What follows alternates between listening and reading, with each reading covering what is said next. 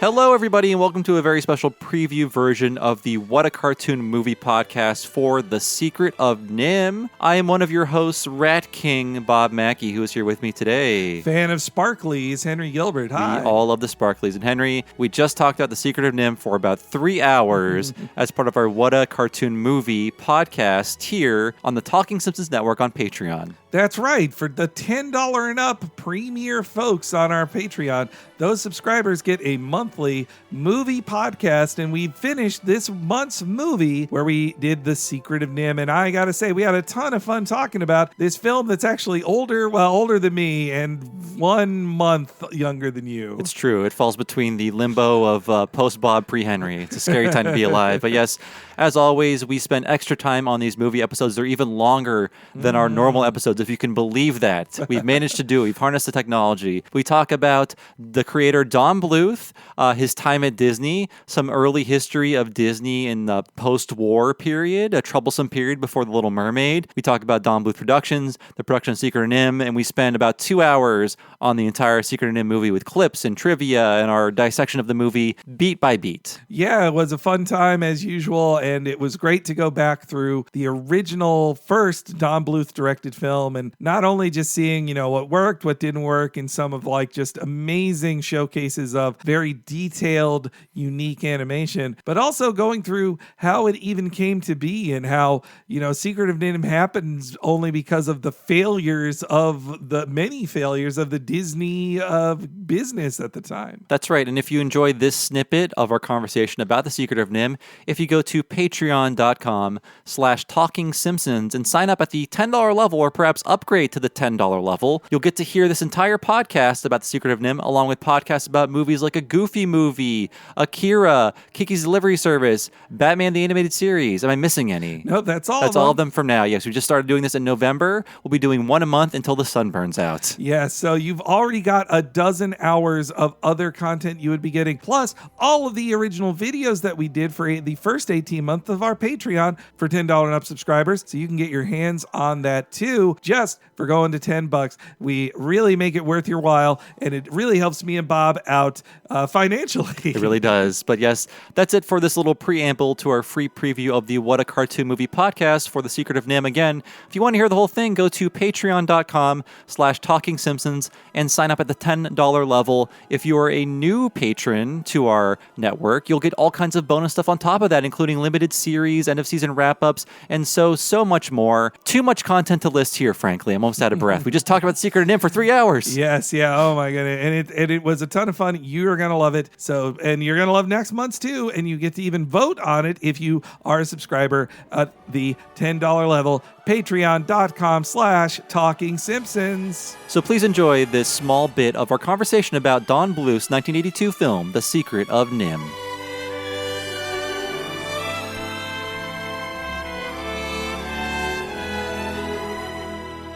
So Bluth's first projects under Don Bluth Productions were the short I mentioned before, Banjo the Woodpile Cat, and a short animated sequence for the movie Xanadu, which they completed in a major crunch period, just to sort of impress the studio and to get their name out there as people that could make amazing animation. That scene is on YouTube. It's worth watching. And at that point, the rest of Xanadu is not worth watching. Do not do that, yes. At that point, I believe they're in a studio in Santa Monica. So I think it's either they finish Banjo and do Xanadu at the studio, or they finish Banjo at home and then do Xanadu at the studio. So, yeah, I mean, they're not really making NIMH out of the garage. They moved out of the garage by then. I did watch Banjo the Woodpile Cat. It's an interesting little film. There's some weird touches to it that make it sort of Christmassy, because I found out they thought they might sell it as a Christmas special, but then they didn't. Yeah. But it's still kind of set at Christmas. Scatman Crothers is the big famous guy in it, and he's fun, and it in spirit is very similar to. It has a lot of themes that would be in his stuff, especially Fievel, American Tail, of this giant cat helping this smaller lost little boy find his way. There's a lot of similarities there, and some really cool little animation flourishes you're used to seeing in his stuff for sure. It will probably give you a cavity watching it. It's so syrupy sweet. I had to skip 4 minutes of I don't want to watch the cat be sad for 4 minutes. Let's get Scatman in here already. But the important thing is that short was made to resurrect these dying buying techniques at Disney and to sort of innovate new ones. And it's funny to think, and depressing, kind of. It's actually more depressing to think that Bluth wanted to reinvigorate 2D animation in basically its last 20 years, that this could be possible, that this level of feature animation could be possible. Like, The Princess and the Frog is an outlier. Oh, that, that is very sad. You're right that he wanted to do this for its, I guess, its last gasp, as it would turn out, or like like in the movie, in the Babe Ruth movie, where he hits his last home run, and you're like, maybe everything's good for Babe Ruth now, and then it all's declined. And you make that. the drinking motion. And and it's also like I'm so glad he resigned too, because he was being a good company man to be like, look, let's have Disney make this. We want to give you, Disney, our best work and make this a Disney film that you will own. And they're just like, fuck it. Yeah. We don't care. Didn't even watch it. Nope. So let's talk about the first movie that they made, The Secret of NIMH, and the production of it. Then we'll get into the movie. So The Secret of NIMH, of course, is based on a Newbery Award-winning 1971 children's book called Mrs. Frisbee and the Rats of NIMH. Apparently, that was sort of a staple of school reading assignments of the 70s and perhaps the early 80s, early to mid 80s. Yeah, I did not read it at school. It was out of the rotation by the late 80s when I would have started getting assigned Newbery Award books. So, I've always wondered what the original Frisbee is like. All I know is reading synopses of what they changed for this movie. I kind of want to read it now. It's only 200 pages and it is a kid's book, but I have not done that just yet. Fly right by, yeah. The history of this possibly being an animated feature goes back to Disney. So one of the many 9 old men, there's 9 of them, Ken Anderson, he got a hold of the book and gave it to Bluth because he's like, this story is amazing. You should make this into a movie. You should pitch this to Ron Miller or whoever you need to pitch this to make it a movie. So after finishing his duties on Pete's Dragon, Bluth pitched the idea to Wooly Reitherman, another one of the 9 old men, who shot the idea down. We're talking about a lot of old men here. Man. And he said, okay, Disney's got Mickey. We just made The Rescuers. There's enough mice.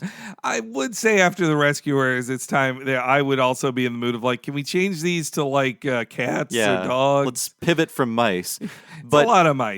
Basically, everybody who would eventually leave to form Bluth Productions loved the idea of making NIMH into a children's movie.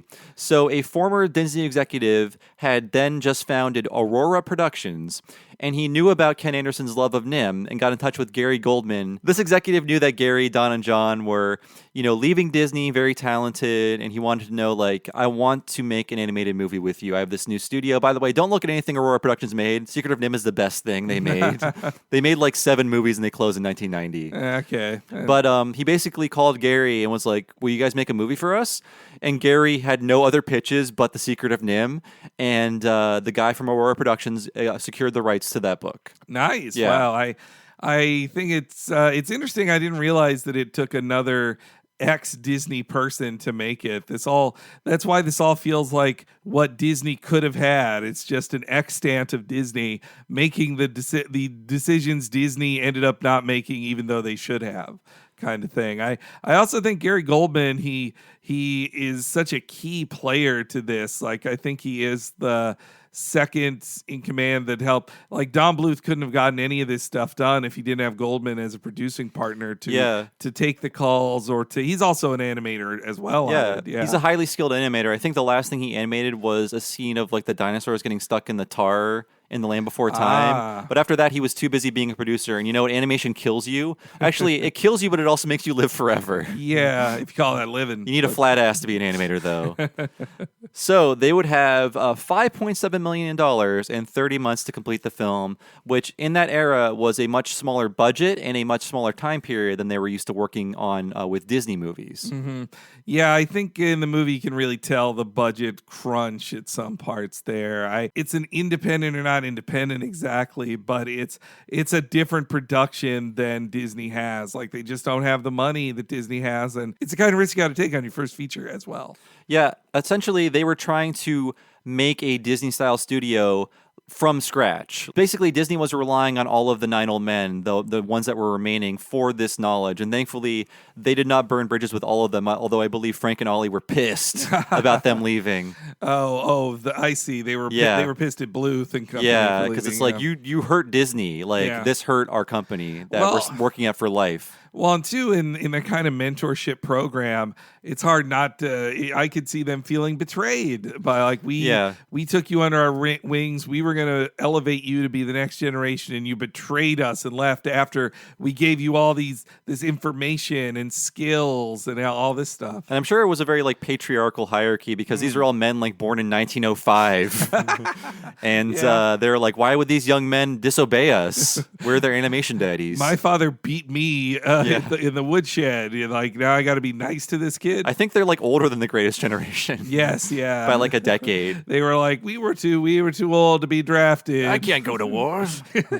They had 100 in-house employees and additional 45 people working from home painting cells. So it was a very large-scale operation. Yeah, that's amazing. So many drawings to do and to do it independently, like just to keep track of all those things and also just the physical production of those cells and to keep track of them and to photograph them and have them all on hand. Like that's insane to do as your first real job. I think one of the first things that happened at Don Bluth Studios was they spent like 6 months building this like massive multi-plane camera because Disney was not doing multi-plane animation anymore for the most part. And if you want to know what that's like, think of like parallax scrolling in video games where there's like different layers moving at different rates. It's a very expensive process when you're moving around sheets of celluloid and paintings and things like that. Like it's very expensive to do with multiple layers. That's why Disney wasn't doing it anymore. Animation is hard enough to do with just one cell on one background. If you have like 5 or 6 layers moving around to show off like the forest in Bambi, it looks incredible, but most people don't understand the amount of work done to just make it look that good. And if you look at this movie with just an eye for craftsmanship, you can see just all the multi-level shots they're doing. You can also see they're really playing with lighting a lot. They love playing with lighting. They have the ability to light the cells from underneath using different gels. So when you see something that's lit up, it's a picture of some like light coming up through the cell with like a gel over it, like especially with that damn spinning orb or whatever later in the movie that just spins for 30 seconds and just like colors everybody. There's a lot of opulent flourishes in this. Like the Akira comparison is very correct because they're showing off with like strings or movement or like doubling up things or like something moves in a mirror from a different angle. And I just think like you could have made this easier, but I love that you put in the extra work to show off like we're the best animators in the world because we drew all this shit. You couldn't draw this. It's so self-indulgent, but I like it. It's like, this scene didn't need a mirror in it. This scene of characters talking, they didn't need to be introduced by being reflected in bubbles for 30 seconds. Yeah. It's crazy. We didn't need 5 different scenes where strings are tangled up and undone and we keep track of every piece of string. So the film, unexpectedly, the film went over budget to the point where the animators were working like 100-hour weeks. Bluth, Pomeroy, and Goldman, and I believe some of the Aurora executives had to mortgage their houses to secure basically close to $1 million to finish the movie. Wow. Yeah. Wow. That is a real risk on this film, which is like it's the first of its kind, an independent. Like there hadn't been a movie like this in American history, maybe of animation. And it was also the first animated movie where profit sharing also went down to the lower level people. And by that I mean the artists, which are the people that are making the movie happen. So not just executives. Those peons who actually drew it. That's shocking. I mean, unfortunately, the movie didn't make a lot of money, but that idea was on the table for them. Like, you will profit from this movie if it does well. You know, I wondered at times with other things that have profit share, the reason they didn't get as big as they could have is because of an active attempt to limit its success by people who didn't want to share profits. Like that, I think of how Marvel owns the rights to this comic company called Malibu, which was kind of a flash in the pan hit in the mid 90s with like these comics like called Prime and all this and Mantra. They weren't big hits, but they were hits. Marvel bought them, and at first they were going to publish them. Now they won't even reprint their comics because they have partial ownership every creator has partial ownership over the characters. So Marvel's like, well, we own them so no one else can publish it, but we don't want to publish it because other people will make money. I'm not cutting a check for $30. I'm the Disney Corporation, damn it. The story for Nim was adapted by Bluth, Pomeroy, and Goldman, along with an animator called Will Finn. And you could tell it is a very artist-driven story, and that story really just comes second. I feel like there are so many scenes in this where someone had an idea for like a set piece or a concept that would look good in animation, and they found a way to fit it in, which is why I think Jeremy exists in this story. We'll get to Jeremy. I don't like Jeremy. But I didn't read the book for this. I didn't go a lot into the book in terms of research. Maybe in the comments you can let us know how the book differs from the movie. One of the major elements in the movie, though, is the idea of magic is in the movie, because Bluth believes it's very cute and I think very innocent that Bluth believes that animation is magic. So animated movies should have a magical element in them. I mean, that's what our friends on OKKO, their whole ethos, like the end theme song to OKKO is "It's only magic," because animation is a magic trick. It really is, yeah. That is a very cute and sweet thing. The literal-minded jerk in my brain says there's too much magic in this that is completely unexplained, and when you already have magic science rats, they don't need to also be sorcerers. Yeah. Like, that's kind of it's a hat on a hat. The magic is a metaphor, but it's also real, which annoys me. But we'll get into that later. By the way, we like the movie, but it's fun to take apart the logic of The Secret of Nim, the movie version. But these are also people who, like, they're not trained screenwriters. They're not and they're used to adapting things, and this time they're kind of doing it without a net. I like how artist driven it is in some ways, but I do kind of wish they had a story focused producing partner that could help them lay out these beats a little better. I think that maybe is what they had for, say, Land Before Time and American Tail. Oh yeah, for sure. In both cases, they had like Spielberg, Lucas, these more story focused guys who can just say, like, shouldn't this happen then? Or what's the emotional feel we're supposed to have here? There's especially there's a couple of plot lines that just get dropped and then picked up at the very end, like, oh no, we didn't forget that plot line. Like, so I think that comes from really caring about what you draw first, not what story is told ultimately. It's really more about the craft and the characters. But let's talk about the release of the movie. So it came out in July of '82. And it got a very bad start with a rollout campaign. So it didn't open in theaters everywhere at the same time.